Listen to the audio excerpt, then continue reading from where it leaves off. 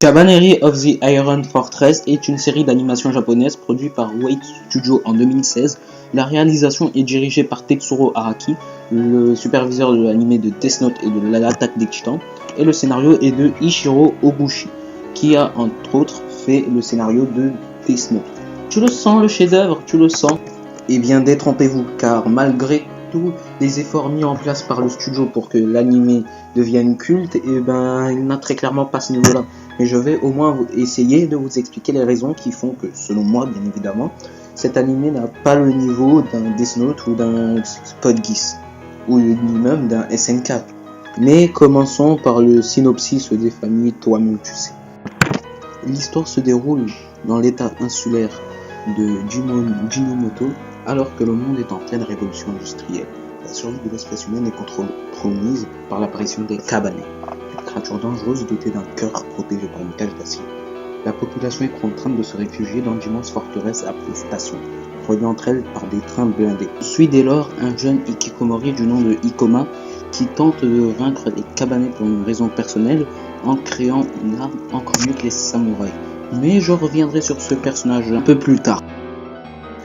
Et un jour, vous vous en doutez, un train explose dans la gare et fait donc un trou géant qui permet aux Kabane de sortir, faisant au passage quelques centaines de morts. Les Kabane profitent de la panique générale pour s'infester dans la ville et rapidement contaminer tout le monde, faisant en sorte que ça devienne une épidémie géante.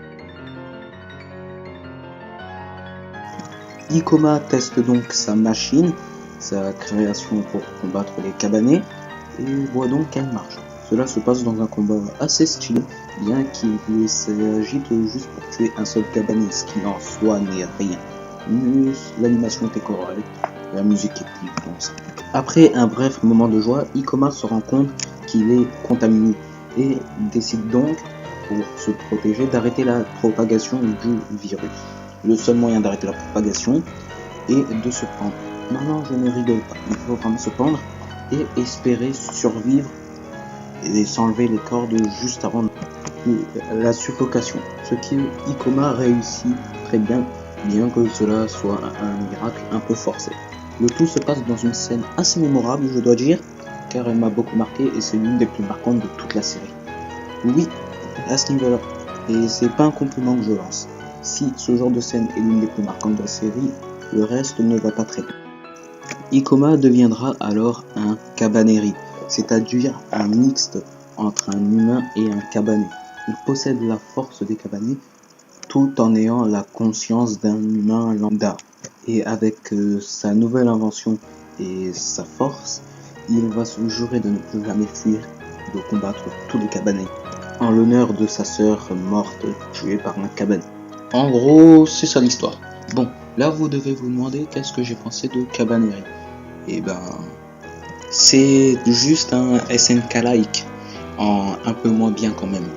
Mais ne nous acharnons pas dessus, il a quand même des qualités. Je pense notamment aux cabanets qui sont assez sympas et le système est assez bien pensé. Bien que le bestiaire des zombies soit vu et revu, j'ai tout de même trouvé ça sympa. Et pour le coup, et là c'est plus une caractéristique personnelle, je préfère largement les histoires où il y a une tension paranoïaque, où tout le monde s'attend à être tué par tout le monde. Les dessins, quant à eux, ainsi que l'animation, sont tout simplement magnifiques. Franchement, le budget a été mis dans l'animé, que ce soit dans la promo ou dans l'animé en lui-même. Mais Cabaneri a, selon moi, trop de défauts que je vais essayer de vous énumérer et de vous expliquer le plus clairement. Problème numéro 1, son personnage principal, Ikoma, qui me fait fortement penser à Eren Yeager. Et comment dire ?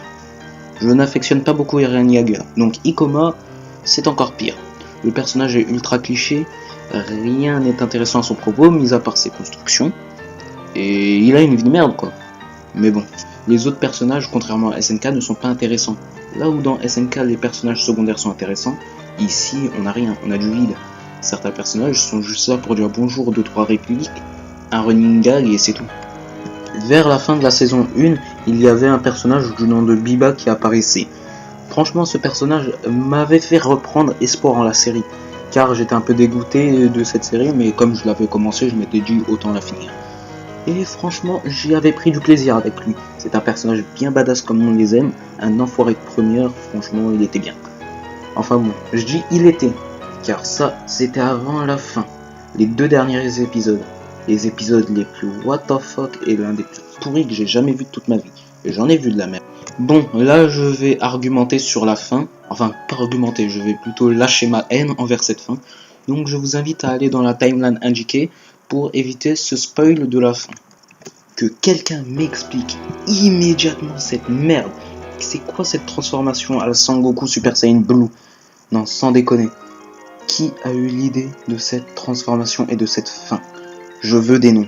C'est vraiment de la merde à un point inimaginable. J'essaie de trouver des avantages positifs, mais je n'en vois pas. En général, je suis un grand fan des transformations.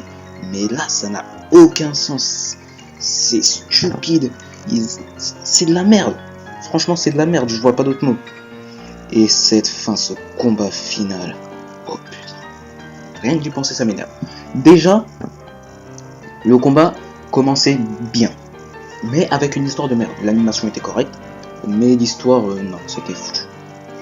Donc déjà, je me disais, bon, c'est niqué. Et la fin, le Deus Ex Machina, si vous ne savez pas ce que c'est un Deus Ex Machina, je vous invite à voir sur Google, est tellement chelou que j'en suis resté traumatisé de cette scène.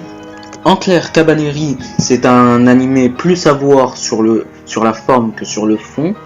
Et ça peut toujours être sympa de le regarder, hein. Si vous êtes vraiment un fan hardcore de SNK, je vous le propose. Mais sinon, non, clairement pas. Si vous avez une liste d'animés à voir, prenez-les avant. Parce que vous ne raterez pas grand chose en ne regardant pas Cabaneri. Mais voilà. Je vous le propose toujours, ça fait plaisir. J'ai quand même, oui, il faut pas faire preuve de mauvaise foi, j'ai quand même apprécié regarder Cabaneri. C'était assez sympa. Et l'opening est très cool, donc voilà. Sur ce, je vous dis ciao, à une prochaine vidéo et allez, yosh les otaku.